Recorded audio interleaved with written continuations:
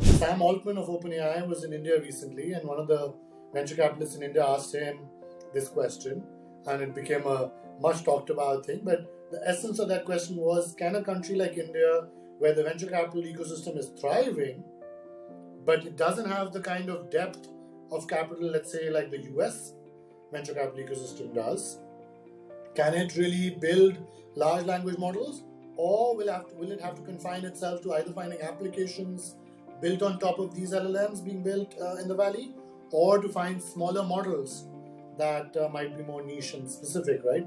And the answer broadly was, you need a lot more capital than you maybe have access to today, right? So let me ask you, is capital a good addition to that number, like to number 5 in your list?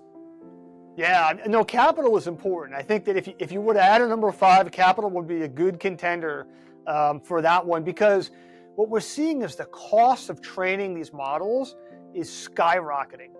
And so the best estimates are that the cost of training GPT-4 cost maybe about $50 million for the final training run.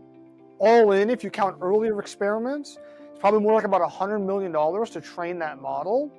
And what's really mind-blowing is the costs are growing exponentially. So if you look at data for the last decade or so, the cost to training these models are doubling every 18 months. That's the new Moore's law, correct.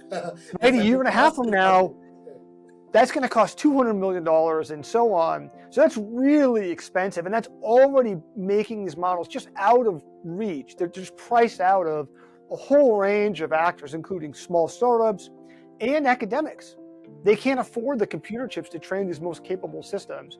So I think that really is, capital is a big factor in who's able to compete at the frontier of AI.